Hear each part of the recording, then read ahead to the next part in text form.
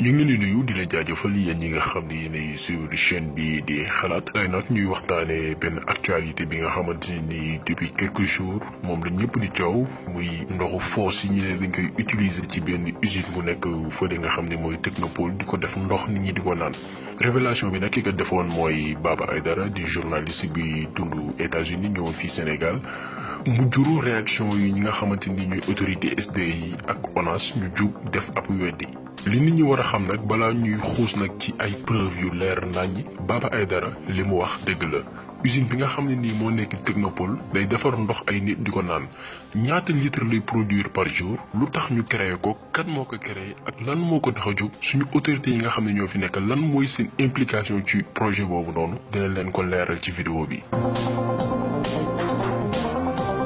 comme ni ma ko waxee woon sànq usine bii ñi ngi ko implanté fële nga xamante ne nii mooy Technopole bu Pikine benn machine la boo xam ne ñi ngi koy tuddee omniprocesseur liggéeyam mooy transformer ndox yi nga xam ne dañ ko jëlee ci ay foos wala ndox mu salté ndox bi nga xam ne nit ñi dañ ko jëfandikoo ba pare ñu jël ko def ko ndox pour nit ñi di ko naan ñi ngi ko créé nag en mars 2015 waaye usine bi mi ngi commencé ay activités am septembre 2015 loolu nag li muy wane mooy am na ay sénégalais yu doon naan ndox boobu noonu lu toll ci ñetti at sans pour autant que ñoom ñu xam ko boo xoolee publicité projet bi moo nekk nii Bill Gates ci boppam moo ko publié woon Bill Gates moo ngeen di gis nii muy naxasaale ne kuy naan ndox mi waaye naanu ko ndax ñoom du ñu naan ndox mi ñun ñi nga xam ne ñoo nekk Afrique considéré wuñu comme ay nit ay mala la ñu jàppee ñun lañ koy jox ñu koy naan mais fii day faire semblant mais boo xoolee ci vidéo bi sax naanu ko. Bill Gates nag moo créé projet bi ànd ceeg fondation bii di Bill Melinda Gates ñoom ñoo créé usine bi fii ci Sénégal te d'après ñoom li ñu wax li ko tax a jóg mooy dimbali population bi nga xamante ni nii dañu am jafe-jafe am li nga xamante ni mooy ndox. balaa ñuy ñëw nag ci détail usine bi ak danger yi nga xam ne nii mën na ko créé dañ leen di présenter kan mooy Bill Gates Bill Gates mi nga xam ne moo créé usine boobu noonu. Bill Gates benn américain la bi nga xamante ni day yëngu ci wàllu informatique moo créé li nga xamante ni mooy Microsoft te bokk na nit ñi ëpp alal ci àdduna bi donc nag ci alalam jooju nag mu ne li ko tax a jóg mooy dimbali ay nit ay population yi nga xamante ni dañu néew doole waaye loolu lépp amu ci benn intention bu baax parce que ñoom ak ñi mu àndal seen objectif mooy noot àdduna ci naka Bill Gates dafa bokk ci benn mouvement bu ñuy woowee Good Club benn club la boo xamante ni dafa ëmb ay milliardaires yu bëri ñi nga xam ne dañuy def ay ndaje régulièrement pour mën a xool yan pexe la ñuy lal pour mën a noot àdduna dominer àdduna club boobu noonu bokk nañ ci les bailleurs organisations internationales comme ONU FMI organisation mondiale de la santé donc ñoom dañuy faral di réunir régulièrement pour xool naka la ñuy mën a dominer àdduna bi waxoon naa leen ko ci benn vidéo objectif nouvel ordre mondial bi nga xam ne ay puissance maçonnique satanique ñoo ko dirigé mooy wàññi population àdduna bi ci 1 milliard ba 500 millions même et loolu noonu même buñ ko mënta atteindre fekk ay fukki at nañ fexe ba am ci ay résultats yu baax fekk 2040. léegi nag ci seen rencontre yooyu Bill Gates proposé ñaari solution pour atteindre objectif bi ma leen wax léegi muy wàññi population mondiale bi pour mën a ñoom parce que ñoom Illuminati yi jàpp nañ ni seen projet pour ñu atteindre ko foog ñu wàññi population mondiale bi pour mën leen canaliser avec le nombre mënuñu def ñoom politique bi nga xamante ni moom lañ bëgg a def donte politique bi ñu nar mi ngi avancer à pas de géant mais pour atteindre objectif bi ni ñu ko bëggee ñoom de la façon la plus parfaite mooy wàññi population mondiale bi ci noonu la Bill Gates proposé ñaari solution bi ci njëkk mooy créer ay feebar biir Afrique maanaam créer ay virus yoo xam ne dañuy dugg nit ñi ñuy feebar bu ñu ñëwaatee indi ay vaccin ne yii mooy faj ñi nga xam ne mooy askan bi yooyu yëpp jotoon naa ko expliquer maanaam ñoom seen objectif mooy créer des problèmes pour venir apporter des solutions bu ko defee nag après bu ñu créer feebar yi dañuy ñëw indi ay vaccin jagleel ko ñi nga xam ne nii ñooy xale yi comme ni ngeen ko xamee ministère de la santé depuis ay at avant même nguuru Macky Sall daan na ñàkk xale yi maanaam di leen def ay piqûre na leen di vacciner pour protéger leen ci yenn jàngoro yi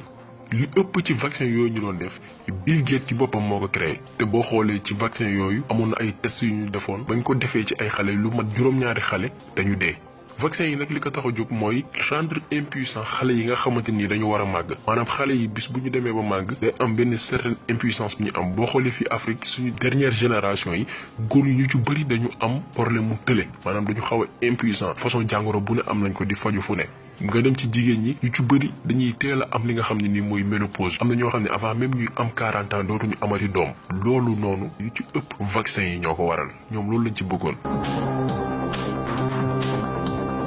ci noonu Afrique bi nga xamante ni bokk na ci continent yi ëpp nit ci àdduna macha allah avec tendance boobu noonu seeni habitants day gën di wàññeeku parce que nit ñi dootu jurati lu bari te boo xoolee ci vidéo bi Bill Gates mi ngi expliquer stratégie boobu noonu mu tegoon. ci vidéo bi day expliquer maanaam ñoom vaccin yi nga xam ne ñoom créé nañ ko maanaam dañuy nax nit ñi que ni waaw dañ ko def pour protéger xale yi ci li nga xamante ni mooy yenn jàngoro yi di éviter li nga xamante ni mooy mortalité infantile maanaam deewu xale yi nga xam ne ñooy dee at bu nekk mais loolu lépp la lal mooy def ci ñoom ay jàngoro yoo xamante ni day am répercussion ci seen dund. donc yéen nga gisandoo ci vidéo bi vaccin yi leen rek moo ko tax a jóg mooy wàññi njur wàññi population Afrique wàññi population mondiale. waaye ñoom it dañu jàpp ni loolu kese du doy pour atteindre objectif yi ci ni mu gën a gaawee Bill Gates proposé beneen deuxième solution bi nga xamante ni mooy créer ay usine de transformation yoo xamante ni nii la muy traité mooy ay produits yoo xam ni doomu aadama yi dañ koy jëfandikoo maanaam dafa bokk ci dundu aadama boo xoolee ci produit yu mel noonu ndox ci la bokk parce que ndox doomu aadama da koy soxla saa su ne loolee tax Bill Gates créé Omniprocessor usine bi ñu ngi ko tuddee Omniprocessor ñu implanté ko fii ci Sénégal moo nekk dëkk bi njëkk ci Afrique Sud du Sahara bi nga xamante ni moo am machine boobu noonu am na dëkk yu bëri ñu ko proposé woon mais dañu lànk mais Macky Sall mi nga xam ni moom marionnette la sikkim la gëstoo ko yóbbaale moom moo nangu loolu def ko askanam def ko ci biir réew. ci li ñu wax aussi usine bi day produire énergie ak li nga xamante ni mooy ay briques ak aussi ay engrais yoo xam ne day dem ci mbay te loolu lépp ndox fossé koy créer mais ñun loolu intéressé wuñu li ñu intéressé mooy ndox bi ñuy produire di ko jox askan bi ñu koy jëfandikoo parce que Bill Gates ci boppam bi muy créer usine bi dafa seetlu ni 2,5 milliards maanaam ñaari milliards ak genn wàll ci ay doomi aadama amuñu possibilité am li nga xamante ni mooy ndox looloo tax mu créer li nga xamante ni mooy usine boobu moom bi ñu koy créer loolu la wutoon comme motif. donc li nit ñi war a comprendre bu leen kenn ndax usine bi objectif am bu njëkk mooy créer ndox pour nit ñi di ko naan. machine bi nga xamante nii nag moom la ñu installé fi nga xamante ni nii mooy Dakar Technopole ci fabrication dernier modèle la amoon na yu ñu créé woon mais bi ñu indi Dakar ci fabrication yi nga xam yi mujj la benn xarala bu bees la bokkut ak première machine yi nga xamante ne ni créé woon nañ ko boo xoolee machine bi mën na produire lu toll ci juróom-ñetti fukki junne ak juróom-benn litre ndox par jour moom ngeen di gis ci document bii nii ngeen di seen nii et pour produire quantité bu doy noonu soxlawul lu dul ay ndoxu foos yoo xam ne jugee na ci lu toll seulement téeméeri junni personnes maanaam 100 000 personnes li ñuy dem gannaaw kër di saw li ñuy génnee ñoom buñ ci amee lu toll ci 100 000 personnes maanaam téeméeri junni nit rek doy na pour que ñu mën di produire loolu li muy waral mooy usine bi mën na sax dépasser li nga xamante ni mooy quantité ndox boobu noonu parce que boo xoolee dëkk bu mel ni Dakar li ñuy génnee ci ndoxu foos par jour kenn mënu ko compter donc usine bi mën na produire sax lu ëpp loolu donc sortie bi Lansana Gagny Sakho defoon ne usine bi mënul sax produire litre ndox yu bëri dara nekku ci dëgg parce que usine bi document yaa ngi nii ngeen di gis machine bi ñu indi fii Dakar Technopole mën na produire 86 000 litres ndox par jour maanaam juróom-ñetti fukki junne ak juróom-benn litre ndox bés bu ne. d'ailleurs loolu moo tax ONAS bi nga xamante ni dafa lëkkaloog usine boobu nga xam ne Bill Gates moo ko fi teg lancé en octobre 2017 maanaam ñaari at après bi ñu installé li nga xamante ni mooy usine bi mu lancé benn campagne pour sénégalais yi am obligation wu di utiliser vidange mécanique maanaam di woo ay automanque yi nga xamante ni ñoo ñëw ci kër yi li ñu utiliser comme motif mooy bañ nit ñi di gas ci buntu kër yi di sotti ndox waaw loolu dëgg la du yoon waaye campagne bi li ko taxoon jóg mooy may Omniprocessor bi nga xam ne moo nekk fi nga xamante ni mooy Technopole am quantité bi mu bëgg pour mën di produire litre ndox bu nit ñi war a naan war a produire par jour tey ñëpp xam ne ni ONAS ak SDE dañu lëkkaloo ndox boobu ñuy produire depuis bi ñu ko defaree ba léegi di ko jëlee ci ndoxu foos yi di ko produire kan lañ koy jégleel du kenn ku dul SDE bi xam ne moo koy jël jox ko askan wi ñu naan ko. autovidange yëpp seen ndoxu foos yëpp usine bi lañ ko jox usine bi produire ko jox ko entreprise bi nga xam ne mooy tasaare ndox mi mu tasaare ko askan wi jëfandikoo ko.